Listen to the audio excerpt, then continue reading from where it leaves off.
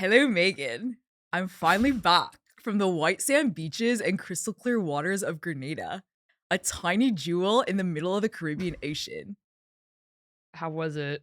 It was actually most excellent. I spent an amazing time surfing the seas and staring at fish with my coworkers, who are now not just coworkers, but best friends. That's how they get you. They take you to, you went surfing? You didn't go surfing. You're a liar. No, because the waters in Grenada are so calm that not a wave arose the entire time I was there. It was like floating in a womb. In a womb? In a womb. in an ocean of bathwater, surrounded by fish and the like. One time I went to the beach as a kid. No, your turn. Your turn. You want to keep talking? No, Go. I don't want to keep talking. I started laughing. Oh. One time I went to the beach and I just lied and said I saw a fish. And then my dad was like, no, you didn't. And I felt my cover was blown. That is a really crazy thing to call someone out about, because it's like, well, there are fish in that's a plausible thing. I said I saw a colorful fish. Oh, well. Okay, and with that, I'm back, baby, from my work trip. One day I'll take a vacation that I could talk about. Yes, you should. Well, here's the thing. Neither of these were vacations for me. They were work trips, but they were really nice. So I'm not even going to front and say that I had a bad time. They're low. Yeah, but they that's still a vacation. I know, exactly. That's what I'm saying. Oh. Like, it was a work trip, but I'm not even going to pretend that it was like, oh, I went on a work trip. It was like really fucking nice. I swam in the ocean every day. I've never been on a work trip. Yeah. I've been on a trip with people from work. That's fun, because you guys became friends? Of course. Where'd we went you to go? Colorado over spring break in college. Then also this is just a college friend group. But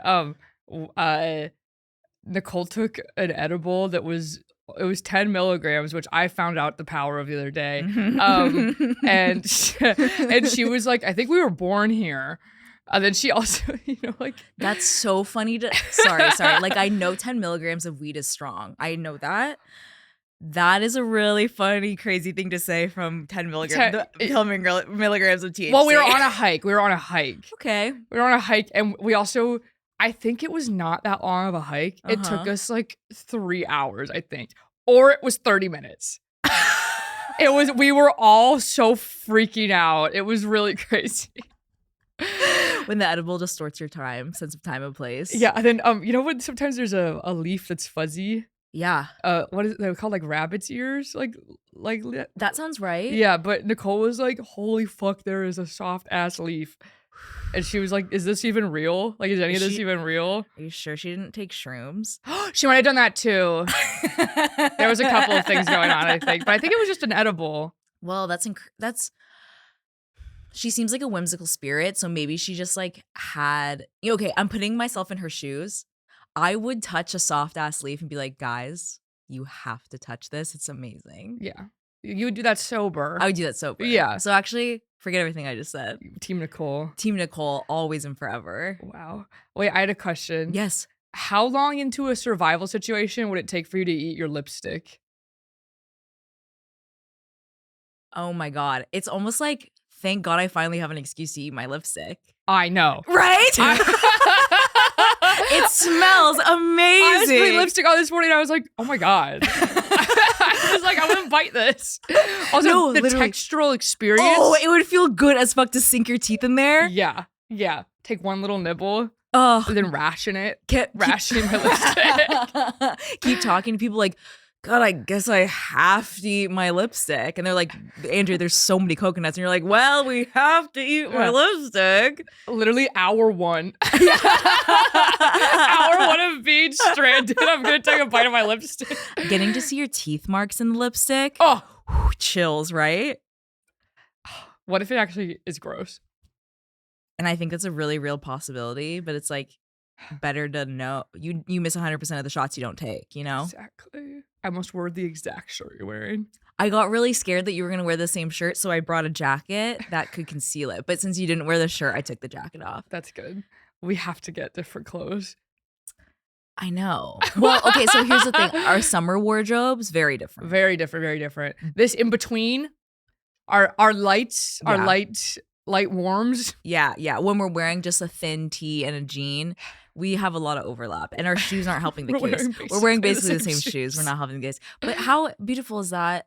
The power of friendship. Which, on that point, I was listening to the amazing episode last week with Ava, our friend Ava, and we didn't finish a single story last week. Yeah, we just kept interrupting each other. I know, but that's kind of the thesis. That's kind of exactly what we do. You and I close the loop. Oh yeah, we try. We do. We come back like 20 minutes later, but we do come back to it. Yeah. Well, she's brought up the idea of cultural exchange because you guys were talking about makeup. You guys were talking about eyeshadow palettes, and like our audience very male. And her saying that really made me feel deeply that this podcast could help the male loneliness epidemic. And I'm being serious. And we want to help them? I think, here's the thing. Okay. I don't think that's the point. But if some alienated, upset, angry young men out there find this podcast, and they will, because they have, and they listen and they are moved, I think they will have a laugh. They will be moved by the power of friendship. And our whole goal here is to celebrate things, the small victories in life that make us say yay. This is really optimistic of you. You think guys are going to stumble upon the I Love Cheating podcast and be like, yeah, fuck yes. Maybe. I implore anyone who has had their day turned around by this podcast, particularly if you are a young man, to let us know. Well, here's what I'll say to young men and to actually everybody out there is that the majority of commenters are evil and crazy. Yeah. So if you have anything nice to say, you should always say it. Exactly. Not even to me. I'm not even saying like to us. I'm just saying in general. In general. You should always just say, if you actually are like, oh, that was nice, that was funny, you should just say it. Exactly. Yeah. Because the other person is going to see that and receive that and feel good. Yeah, or at least they'll go, that's nice because that's different. Exactly. Versus the regular onslaught. Of course. Of the anger, of the haters. The vitriol, No. the haters. Sure, the haters. Hey, but you know what I say? Smooches to my haters. I don't care. What is it? Real something for my real friends. Oh, champagne for my real friends, real pain for my sham friends.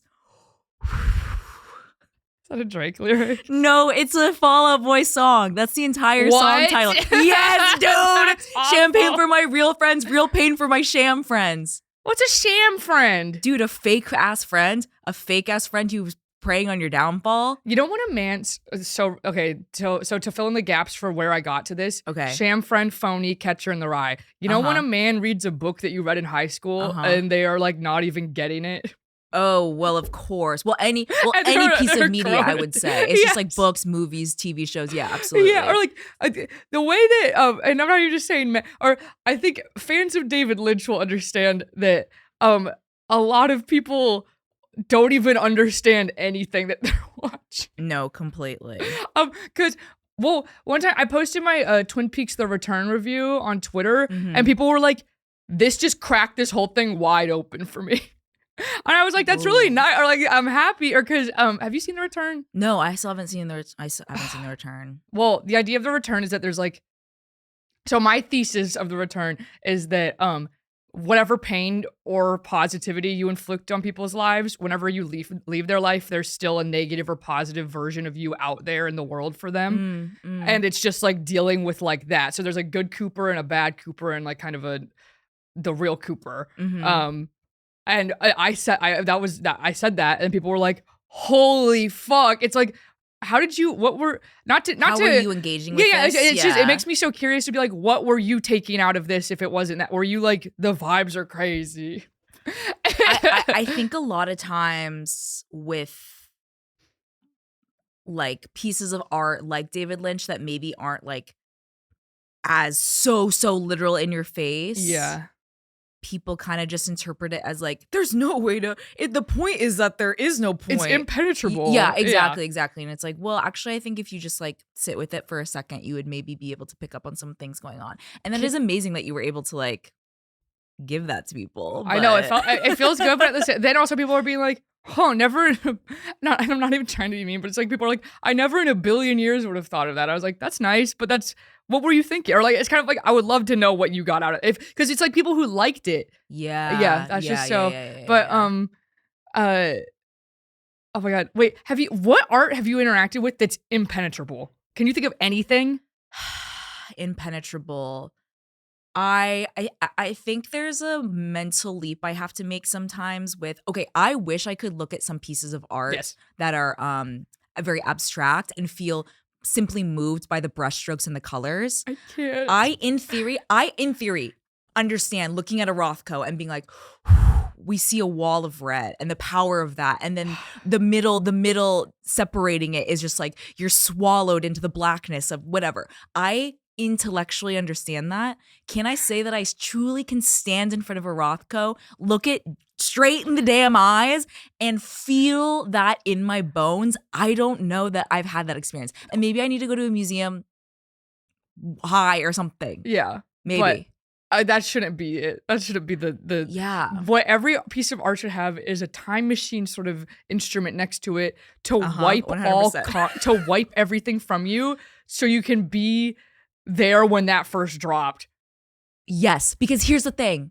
Wait. Exactly. Yeah. Yeah. Yeah. Because if I got to see a Rothko raw without ever having I'd never seen just a print of a Rothko, I'd probably be blown away, maybe. Of course. But it's just like, well, I've heard so much about this. I knew how I was supposed to react to a Rothko before even seeing one in person. Absolutely. That's the issue. So I'm not authentically engaging with it. The Mad Men episode. Yeah. We need to experience literally that. When Ken's the only one who gets it. Of course. Well, because Ken's a secret artist. I love Ken.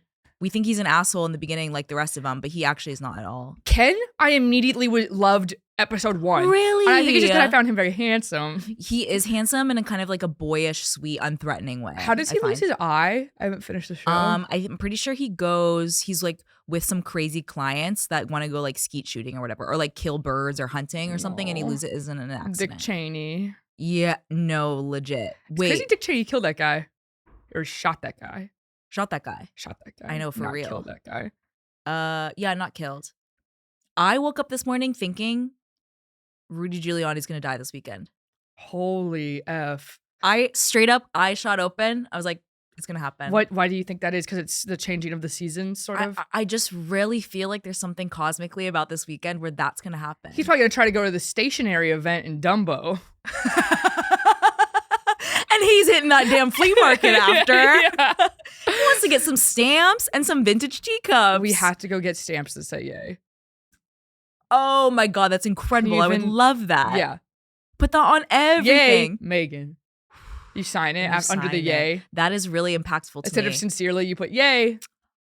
Wow, signing. Oh my God. And then get stationery so we can send people cards or just give them cards in person and then stamp the front of it. Oh. But we can put that on everything. Wait, do you want to hear a crazy harebrained scheme I have? Sure. Okay, do you remember AR test? Accelerator reader test? Yes. Okay, that for every episode of Yay. So there's there's like a 5-question quiz at the end. Whoever gets the most points throughout the year, you get a prize. I'm not sure what the prize is. Maybe a comfy chair. We can figure it out. Yeah. You get to call really in for idea. 10 minutes and say whatever your crazy piece is about us. That is a really good idea. Wait, no, this is actually doable. I want to do that. And I also would love to give people advice. We could maybe do that. We could do that. Like, it doesn't have to be a common theme. I just want to know what questions people have for us. Yeah. We could open the floor. Yeah, we could open the floor. I think that what we're really just talking about is we want to open the floor and have a dialogue. Of course. Yeah. Of course. We're not sitting on some high tower. No. I am a little, but no. Well, that's certainly okay. I try to be a little inaccessible, but I think that's good. I think I make myself too accessible. You'll get there. Once you hit 10K, you'll get there. Bro. Just teasing. I think I just I just am so I'm very naive, and I think anyone trying to talk to me is just looking for a shred of human connection in the scary world. And I do think that people's intentions aren't always as pure as that. Yeah. And that's okay. I just need to learn that lesson. so I'm not like investing time where it doesn't need to go. You know that guy that was like, stop emailing my wife, and he painted that on his garage? Yes. When I get married, that's going to be like my whole Instagram page. Oh my God, for real. And so they're going to be like, I have a husband, get away from me. Yeah. You want to learn something upsetting that I learned? What? You know how every girl who's like a porn star like says they love doing porn? Yeah. It's because guys get really sad when you say you don't like doing it. Well, of course. Because I was a little too honest. Oh no. With someone was like, what's your favorite type of content to do? And I was like, Hey, I don't have a favorite. I don't like doing this. I'm not doing Unless this. You're listening to this and I love you. And I love doing it. Yeah, but then they were like, oh, that actually really bums me out. And I think they canceled their subscription. What the fuck? Really? I just am like, well, yeah. Yeah. Did you guys really believe that every single person doing this content loves it, is doing it for the fun of the game, the love of the game? Well, then I got scared because I remember at one point in my life, I genuinely was thinking, I was just like, the goo that just came out of my eye. Sticky or crunchy? Greenish. Whoa. Do you see this? Yeah, a little bit. Your finger's wet for sure. Wipe it on your jeans or the couch. Oh, I would not wipe it on the couch. Okay. Sorry, I even suggested that. I could not on the couch. I would not. Green eggs and ham it. I could not. I had all of green eggs and ham memorized at one point just to piss adults off. That's awesome. I am Sam. Sam, I am. I think that would still piss adults off. And I had all of Goodnight Moon memorized because they gender separated the buses, and I wanted to do a hand stuff with my boyfriend Nick that I dated for 2 weeks in sophomore year of high school. And then I started a mass protest where we all started saying Goodnight Moon. Wow, did it work? Yeah, the parents were really pissed off at me. Holy shit. Wait, you annoyed them into getting your way. No. We didn't get our way. I was just like, you guys aren't sleeping either. Because they gender separated us so they could go to sleep. Oh. Yeah. Oh, you punished them. Yeah. Oh, that's awesome. I was just like, if I was doing quiet hand stuff, you wouldn't even hear me. Let us do hand stuff. Literally. We're 15-year-old adults. We're not gonna fuck. We're just gonna do hand stuff. It's safe to do hand stuff in a protected environment. Safe to do. Yeah. In a tent? Could you in a tent? Could you? Sam, I am. Exactly. Why was he bothering that guy so fucking bad? I think he had a crush on him. And we teach boys. Well, wait, what is Sam I am is the one guy. What is the other guy's name? Oh my God, I've never even considered that. Does he even have a name? He doesn't even have we don't even know his name. I understand. Sam I am. Would you like an eggs and ham? I would not. No, I don't think we know his name. I would not, could not in a house. I would not. He goes, with please, a mouse Sam, or whatever. leave me be. His huge monologue at the end, fucking chills. I know. Auditioning for SNL with that. There's some quiet confidence in that.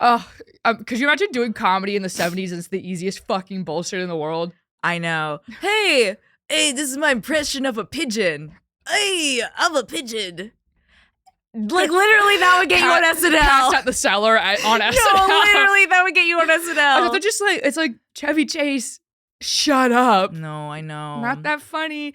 Then now here's the thing. Here's one thing that the Adam Sandler SNL audition where he's playing with he's a cat playing with a little ball, but he's also a secretary.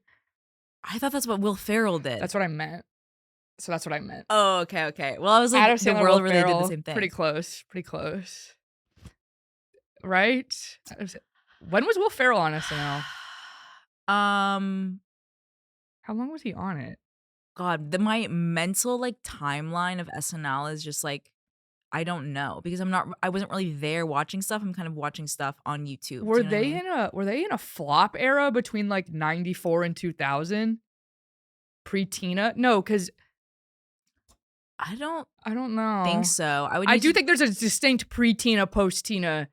Well, of course. And isn't it crazy Tina Fey's first name is Tina? What is crazy about that too? That's Liz Lemon. Okay. Have you ever met a Tina? Of course. You've met a Tina. Yeah, in college I've met several Tinas. I don't know any Tina. Really? Is Tina short for something? Valentina? It could be Christina. Ugh. I know, tough. A tough name, Christina, tough name, Tina, tough shortened name. Andy. Andrea. It was so funny yesterday in class. He was like, my default is saying Andrea. Then he said Andrea. No. Megan. I almost grabbed you. No, Megan. I almost said something because it's like, you made a point. You said that. Here's the thing. I never get mad at anyone for saying Andrea. I don't fall unless it's like I've known you for a year and then let's figure something the fuck out, you know? But here's the thing. He said, Andrea or Andrea? I said, Andrea. He said, oh, perfect. That's what I default to. Immediately calls me Andrea. What are we doing? So what's the truth here? And also, I gave you the out to call me Andy. Your name's Andy. I said, you can call me Andy too. So if it's easier. It's so funny. No, it was funny and I would never get mad at our beautiful, wonderful improv teacher. When he said you can dance with the devil, but don't take her home about making poop jokes. That was so fucking the genius of that. I was like, you're a genius. So many things he said last night. So many things made things click for the first time in my damn life. He's such a I'm really glad he's teaching. We're taking level 4 of improv right now. Yeah. I've taken it before. Andrea's taking it for her first time. We have a whole group of our friends together taking this class. Mm-hmm. And Andy Junk, one of the most incredible teachers of all time. Apparently, he's teaching level 1 now. If you want to take it, this is not even this is just like Andy will fill you with so much joy. Like, it'll make you buy into like a cult, to be honest. Yeah, completely. No, but what else? He said something else that I was like, oh my God. He was talking about how silence is like, no one ever shuts the fuck up in New York. No, I know. Real as fuck. Yeah. And then also, like, if you make a big swing, remember to build out the world as well. Yeah, and also like the emotional core of a character yeah. is more important than like if you're making a joke character doing a joke over it. We could talk about this philosophy for a while, but I know the improv, talking about improv podcast. We're an improv podcast, not that we do improv, but we talk about it. No, that might be the worst. No, that would be awful. Yeah. I can't imagine anything worse. No. You have stuff written down? Well, I'm trying to see if I have anything interesting written down. Let's see. Okay. I think I wrote down a question or two for you. Oh, okay. I have something interesting. Ooh, okay, yeah. Okay, the word paste versus glue. Okay. Toothpaste. Tomato paste. Mm-hmm. But sometimes you can call glue paste. Yes. What is a paste? The texture. It's describing the texture. Really? Glue describes the function. Paste describes the texture. I didn't think this would be so clear cut. I mean, that's what I strongly believe, but what do you think? Can I eat my tamale also? Yeah, okay, yeah. I'm really hungry and I keep eyeing it. Yeah. Also, shout out to the LTO tamale truck in Greenpoint. I really implore everyone to go. He's a really nice guy. He gives me coffee sometimes. Wait, okay, so a great question from our editor. Yes. Warris asked, doing a read off. So Warris asked, when you have a kid or when there's a kid, what meal does snack time go in between? What do you think is the ideal snack time? For me, as a child, 3 p.m. The post-school snack. Post-school snack. I'm tuckered out from a long day. It's 12 hours since lunch. It's not 12 hours. So it's 12 hours since lunch. Yeah, in Spain, we don't have lunch till 3 a.m. That's really funny. That got me. and you just need a little something before dinner time to get you through the afternoon. What is your ideal? Okay, so what is your ideal post-school snack? Because to me, the humble cheese and cracker. Megan, we're on the same page yet again. The cheese and cracker. Is it crazy to say that's one of my favorite meals? Oh, no. Cheese and cracker? No, I think that's a wholesome meal. Got protein. Mm-hmm. It's got carb. Mm-hmm. And what drink are we drinking with it? A Capri Sun? A Capri Sun would be amazing. My mind went to apple juice. No, my literally. friend Jessica drinks so much apple juice that she was feeling ill. Then she got tested. They did a whole blood work on her that her arsenic level was high because she was drinking so much. Holy shit, I had no idea. Or she was eating a lot of apples. Not apple juice, but what is cider? She was drinking so much cider. Like literally, she was drinking about a gallon a day of cider. Apple cider. It was like you're gonna get diabetes. Cider will cure a lot. Mentally. It'll make you fit it all in the car. It'll make you fit it all in the damn car. God. Okay. What kind of cheese? What kind of cracker? Well, I mean, a classic cheddar block, a club cracker. A club cracker. Because the club, the buttery. rectangle of the club is perfect for when you have the block of the cheddar. And you get a little overhang of the cheese. So every bite has full cheese and cracker potential. I agree. I love a cheddar. I love a sharp cheddar. I also love a Gouda with a cheese and cracker. Gouda. It's... And now I never will. Yeah. They're making some... Okay. They're making some good vegan cheeses now. I tried my first vegan cheese the other day on like I made like a egg and cheese sandwich. It was wrong. Okay. It was wrong. Totally. There are a lot of bad ones. There are a lot of scary ones. When they taste like coconut, it makes me... It wasn't even that. It was just kind of oily. Okay, yes, that can happen. If you bet... I've had some that are really... They're expensive, but it's like there's potential. The ones that are more packaged at the grocery store, it's a little bit harder. The technology's not fully there. Okay, I basically got like an American cheese. Yeah. And I don't think it was supposed to be a cheddar. But it was packaged like a... Yeah. Oh my God. I used to go home, take a slice of American cheese, throw it on the dog's head. And then what? she tried to bite it off. Yes. And throw that cheese on the head.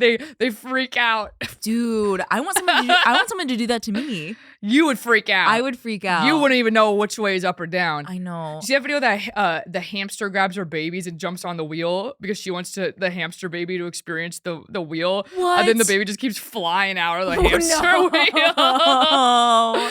And she keeps running over it. Oh my God. She just wants the baby to experience the wheel. And she's a young mother. She doesn't know yet that that's not what you're supposed to do. Did you see that? Sorry, just to keep mentioning posts. There was one post that was like, I thought FTM meant first time mother. I did not know it was a trans thing. I'm taking it out of my username. It's like, okay, girl. First time mother. First time mother is so funny to me. That's well, because if you're a first time mother and you see FTM, you're going to think, oh, first time mother. Like if that's how you identify, that's how you're going to see the world. That's like on Reddit, there's like these crazy acronyms for family member or like DH is like darling husband. What? Yeah, have you seen this one? No, fuck off. Yeah, and then like mother-in-law, or there's like one like there's a negative one for mother-in-law. Of course. But it's the darling husband. I don't like at all. My DH, my darling husband. So we don't need an acronym no, we don't need we don't need an adjective in the acronym. Yes. Because that's actually not, unless it's a descriptor, first time mother, that's telling me something. Yeah. Darling husband, I don't give a fuck. I don't know who that guy is. I think people are doing that to kind of signal that they don't want advice or that they don't. Well, because it's so. My DH keeps screaming at me when I ask him to hold the baby because he's playing video games. Because he gets sensory overload from the baby. No one talks about husbands who pretend to have autism so they don't have to change their baby's diapers. Megan, that makes me sick to my stomach thinking about. That makes me so freaked out. That's who I'm going to end up with. Oh my God. No. That's the evolution of weaponized incompetence. That is true. Like, legitimately. Pretend autism to not change the diaper. Yeah. So you're overstimulated. The poop makes me overstimulated. Oh my God. That's some shit I would have said as a kid to get away with stuff. And like, legitimately, the world is overstimulating. I completely get that. Yeah. I have coping mechanisms for it. When was the last time you were overstimulated? Mine was borrow a boyfriend at Dave & Buster's. I wanted everyone to die. Oh, that's really, really tough. That's really, really tough. The last time, it's hard to remember the last time, but like, I think of one of the most profoundly overstimulating times. And it was when I went to the sex museum. The Museum of Sex or the Sex Museum? The Museum of Sex. Sorry, the Museum of Sex. I went to the sex museum and nobody sucked me. What the hell? Wait, I'm going with my pants off. Somebody suck me. Wait, the mask. Wait, that's something. Somebody. Wait, the mask is a porn.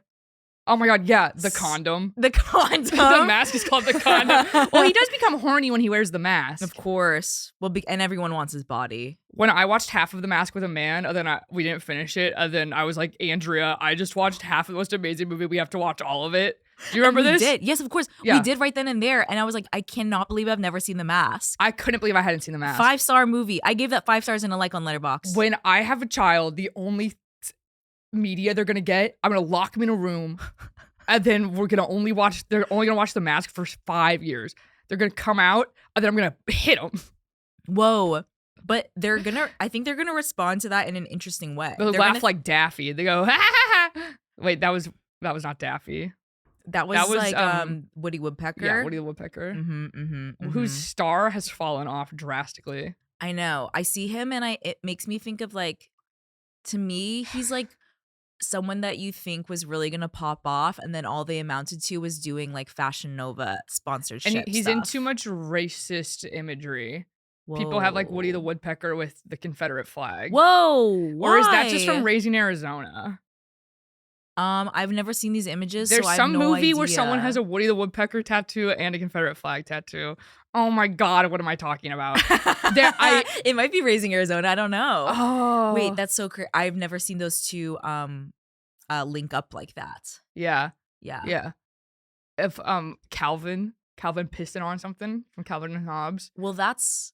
You know what? It took till adulthood to put that together. That was Calvin, because I'm not look like Calvin. It doesn't even. It's an approximation of Calvin at best. Yeah. Because I'm not used to him with that sly, devilish grin on his face. Yeah. He's so sweet and innocent. Why is he devilishly pissing on a logo of Shell gas? Wait, I don't know. And also, once again, I'm making another jump. There's one Calvin and Hobbes where he builds like 100 terracotta soldiers. Okay, but they're snowmen because they love the snowmen. Yes. The terracotta soldiers. You know when people are like they're fake. I've never heard this before. No, I've never heard anyone say that before. People love to be like the terracotta soldiers are fake. So what's fake about them? Do you mean they're not magical? Because duh. There's both like. Do you mean the lore around them? Like someone made 1 billion of these guys. Yeah, that's just a fact. They're real and they exist. Next question. Yeah, they. Are you saying that they're not real because they did not turn into real guys and protect a city? Is that what people are getting mad about? Hey, wait, yeah. Look, you're looking at the terracotta soldiers, and the guy you're with is like, hey, I don't know if you know this, but that didn't even happen. Me going to the Lego store? That's not real. Hey, so that's not even Darth Vader. That's a fake Darth Vader. Literally, no. That's made out of blocks. Me at Disney World. Yeah, I know he like looks a lot like Goofy, but if you pay attention, you can tell it's not the real guy. I was doing that as a kid because I refused to buy in.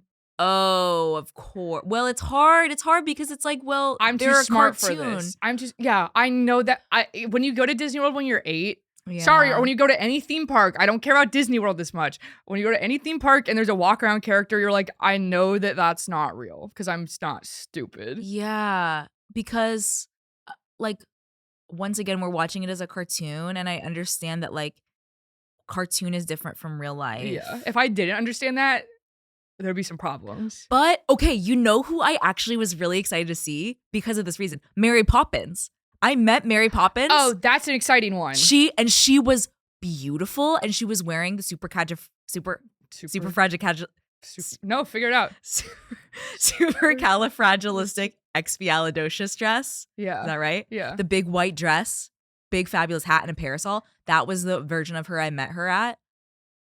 Stunning. She was stunning. I took a picture with her, grinning ear to ear. Wait, this is unlocking my understanding of your love for chimney sweeping. I mean, the archetype of a chimney sweep. Come on. Chimney sweep, street sweeper. We don't have to get into that. No, what does that mean to you? What do those words mean to you? So it's a chimney sweep. It's a chimney sweep type guy. The archetypal chimney sweep. Soot on his face, Cockney accent. But instead of sweeping chimneys, he operates a street sweeper. Yeah, what would he say? The wind's blowing in. The trash is brewing. Trash on the streets. I clean it up. I sweep the streets. I have. Okay, stop. My problem with this bit is that the first thing you think about street sweepers Okay. The vehicle? No. What? Okay. About having to move your car. Right. I've never. Am I wrong? The only thing I associate with street sweeping is the car that you have to move. And also, if he's a street sweeper, shouldn't he be still? I've just never understood your bit, and I'm sorry. No, I'm sorry. That's okay, and that's why I tried it. There are some things where I think in my head, this is a universal thought, like the Dyson Airblades. Like the Dyson Airblades. Like the Dyson Airblades. For those unfamiliar, I think I am deeply embarrassed whenever I have to use a Dyson Airblade. I will be feeling like the hottest fucking bitch in the world, on top of my game. Everyone loves me. Everyone wants to be me. That's how I'll be feeling. I use a Dyson Airblade. I have a pit in my stomach. I feel disgusting. I feel ugly. I feel unlovable. There's something about this motion that is degrading. And it is an equalizer in a way, because we are all humbled by the Dyson Airblade. Yes. Everyone looks like a damn fucking fool when they use one. That's what I think in my mind. I think everyone thinks this way. I learned that not anyone else has thought about this. Yeah, that's true. No one else has qualms about the Dyson Airblade. I just realized I've never seen a man use a Dyson Airblade because they're not in the open. Right, of course. And I'm sure I would get the ick if I saw a man using a Dyson Airblade. That's the thing. You would 100% get an ick by the man, and a man using a Dyson Airblade. Can I say something? Yeah. Men are not washing their hands. Of course. And honey, if they're washing them, they're not drying them. They're doing this straight shit on their damn pants. Yeah. Disgusting. Isn't it crazy that they pee and then they don't wipe their penis off? They just shake it. There's no toilet paper by the urinals. I know, they just shake that thing. I don't like that. I don't like it either, because it's like pee's flying everywhere, no?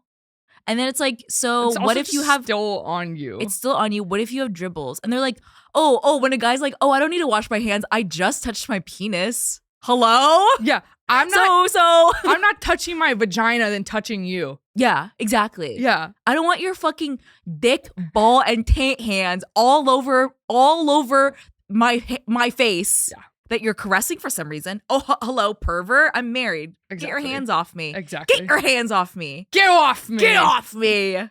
No, literally. It scares me. It's really scary. Oh. Wait, but like, my thing is like, if they're just flapping it. Yeah. What if there's not even anything to get off of? Or like, you know what I imagine you have to really swing it around to get all the pee off. I know they're not doing that. But they're not doing that, so it's just kind of it's collecting in their underpants. I cannot have a son. I cannot have a son. I know. I don't understand. Because I'm gonna accidentally be like, you need to go into the stall every time you pee and you need to wipe your penis off. You can teach a kid that and they will act that way for the rest of their life. Yeah. Teach a man to fish. I actually think teach a boy to pee. teach a boy to pee. And here's the thing. You're setting him up. Well, okay, there might be some years where he gets bullied for peeing in the stall, peeing sitting down. Yeah. However, I think sit-down peers will inherit the earth. Yeah. I think blessed are the sit-down peers. Exactly. Yeah. Exactly. Exactly. Did you see the Mel Gibson movie about Jesus going to hell and bringing all the souls up? No. There's like a horror movie. It's a horror movie? Well, can you imagine going down to hell and bringing all the souls to heaven? Right. I guess. Also, it's Mel Gibson, so pause. Okay. Pause. So pause. Pause. Yeah. This has come out already? I think it's being made or it's done being made. Interesting. So, who knows? Who knows how that's gonna? And then people were like, "What are they talking about?" Oh, because they're not familiar with Jesus going to hell. Yeah, I had no idea about this until you told me about this. Yeah, right. That's right. Yeah. Okay, because here's the thing. We know a lot about what happens before he dies and when he comes back to life. Those in-between days when he's dead, he's in hell. We don't hear anything about that. No, really? I think we'd be scared. Okay. What if he bested the devil in chess? That's the seventh seal.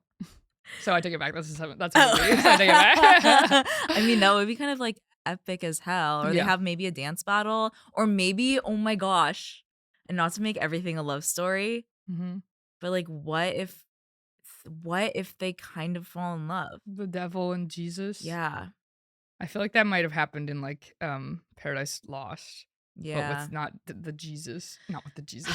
I don't remember Paradise Lost so much. I did read it in high school. We read it in one of my English classes, and I don't really remember it. Or we read that in Beowulf in the same class, and I was like, I'm not retaining any of this because I just have to read it. Did you also take AP British Lit?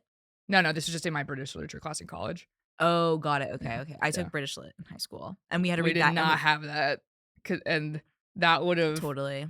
I think that I have a problem with like British in general.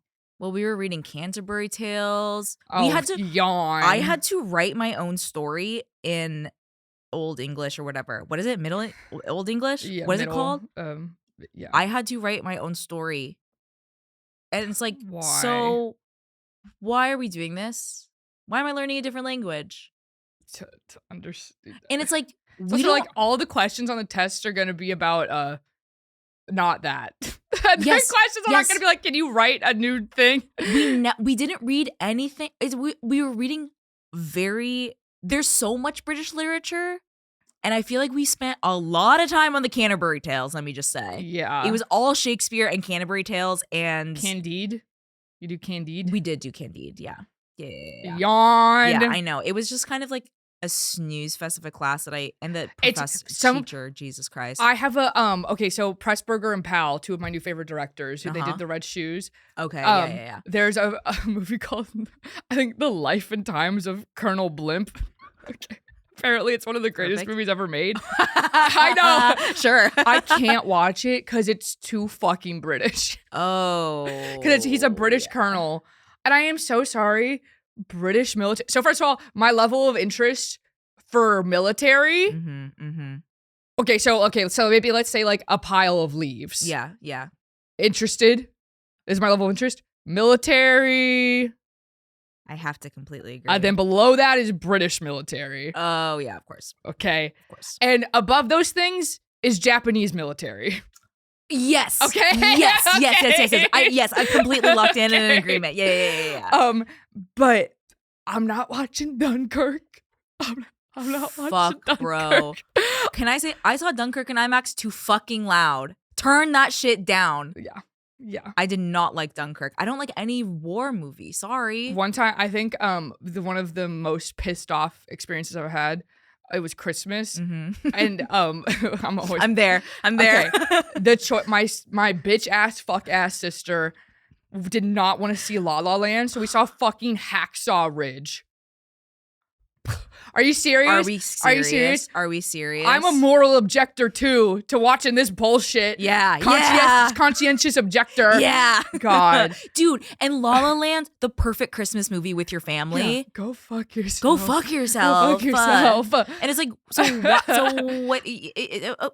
How come she got to decide universally? Because she ruins everything if she doesn't get her way. Of course.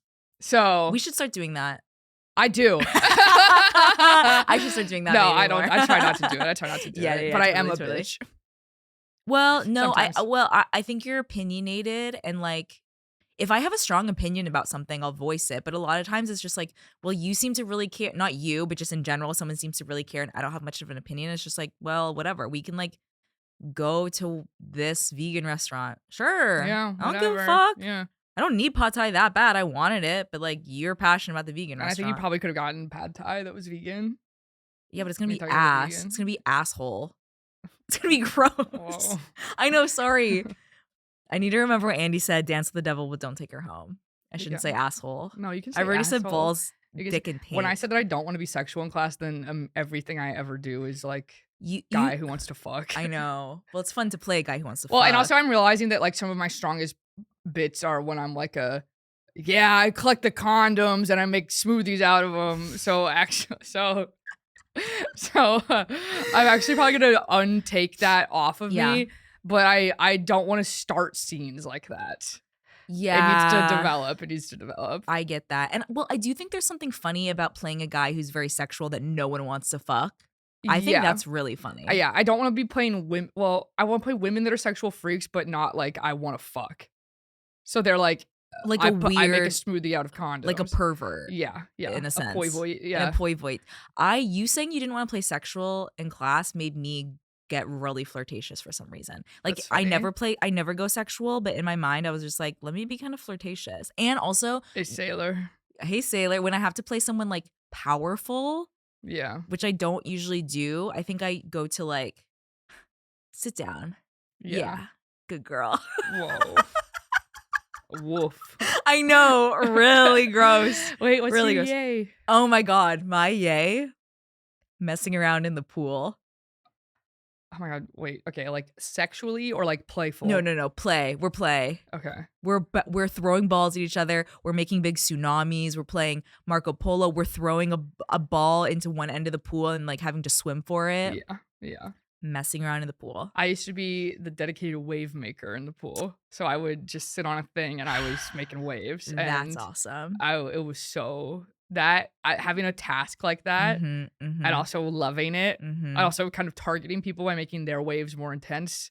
Yeah. So fun. What point in your life was this? When we had a pool for like 3 years. Oh, wow. Between the ages of 5 and 8. Okay, cool. Yeah. Pretty good, pretty big for me. Do you have a favorite pool game? Sharks and Minnows is good. Classic. The one where, Marco Polo. I never tire of Marco Polo. I never tire, but when you are Marco, sometimes it's hard. It can make me spiral. Because because people are constantly moving. Yeah, I know. So and you it's don't hard. know where they're moving. It's hard. I always cheat a little. Oh, you kind of peek open your eyes? Yeah, when I go underwater, I'll peek a little. Oh, it is fun if you just dive underwater so they can't really see you, and then you just swim for them underwater and grab their little ankles. Yeah. Good. That's really fun. Always good fun.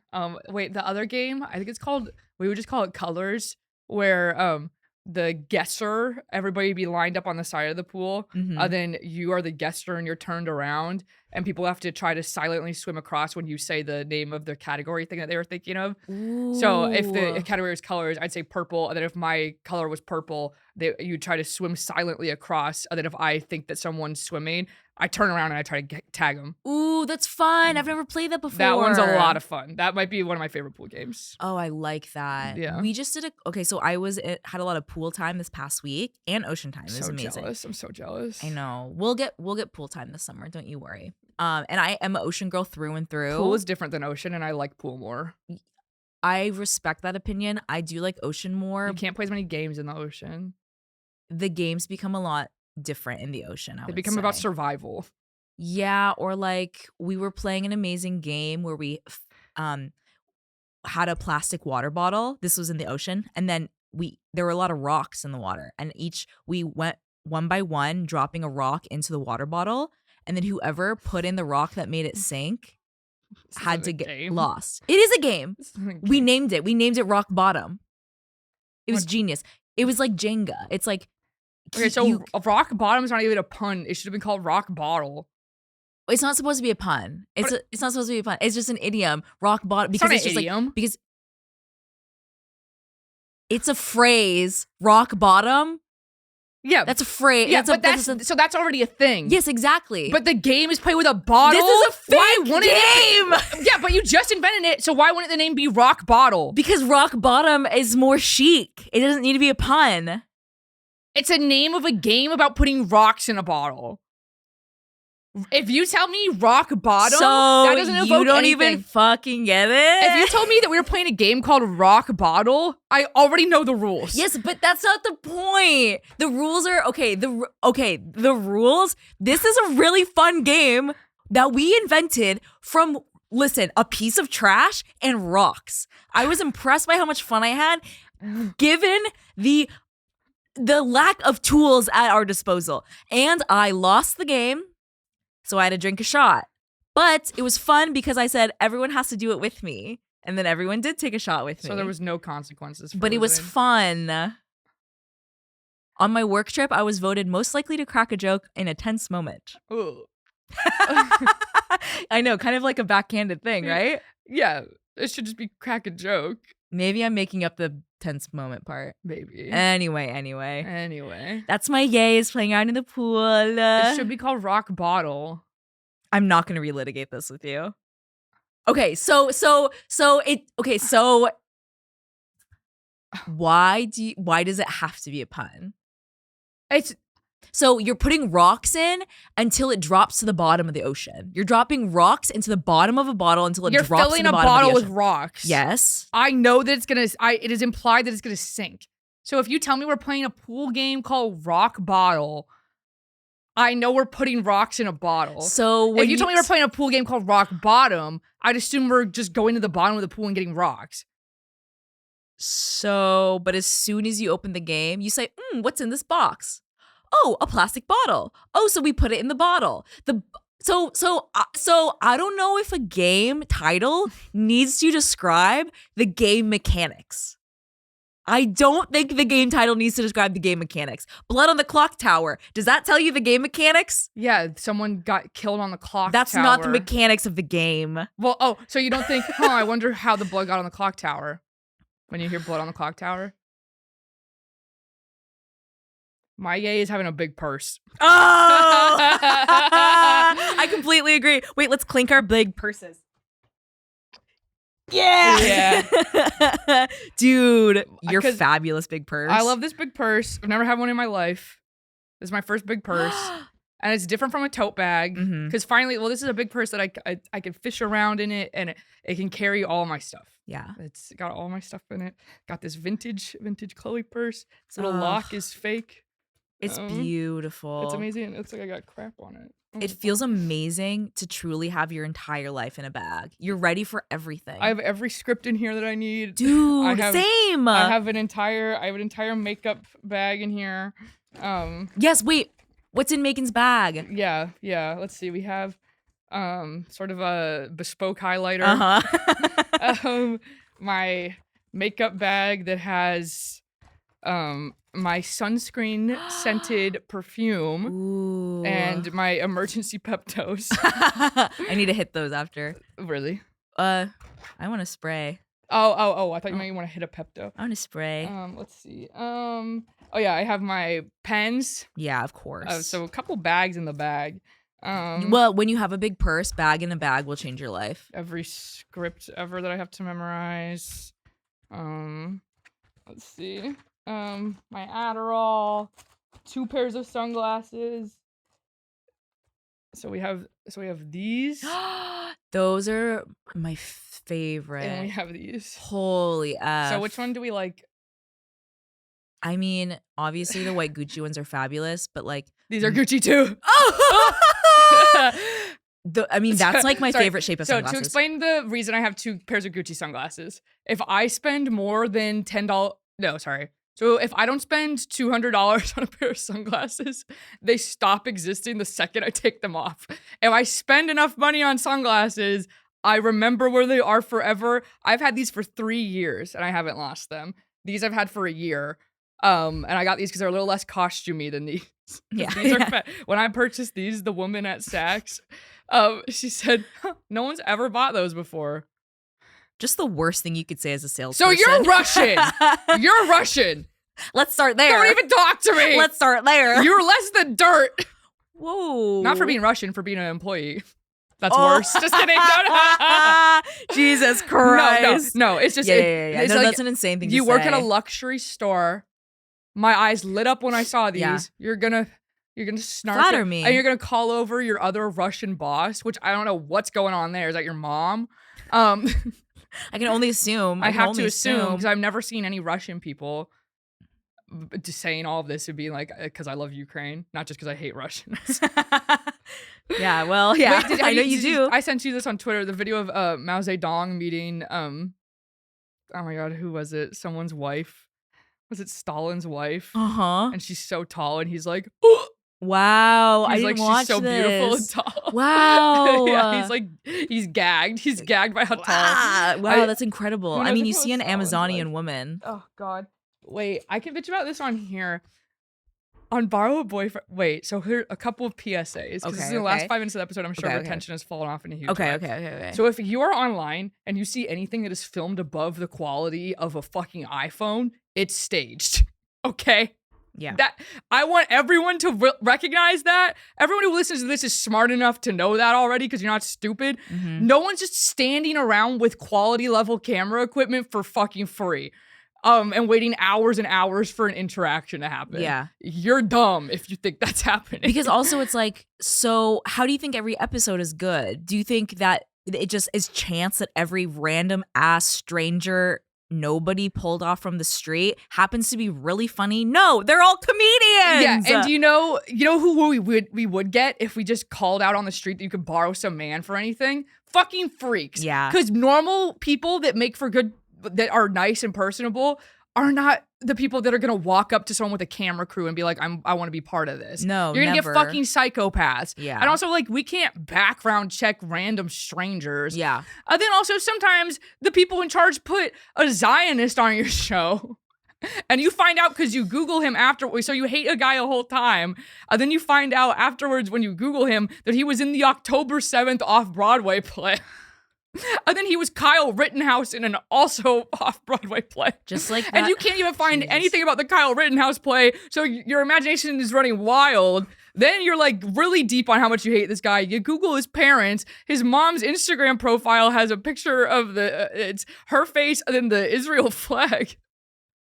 On the bottom. Christ. And it's just and his, oh my god, if there's gonna be a borrow a boyfriend where we go to a diner and I want everyone to say how much they hate the guy in the video. I just like, whoa, I can't believe October 7th off-Broadway play. It's where they read police phone call transcripts. Jeez. One of the Here's scariest me. sentences I've Some ever heard. awesome guys just came to this music festival.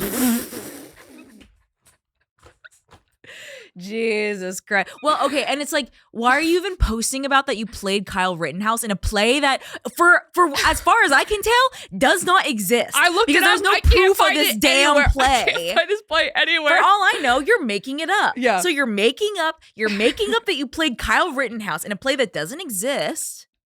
Hello? Yeah, in and you have an Martha's Vineyard. IDF keychain? Yeah. And the whole time, and the whole video, I was like, I hate this guy.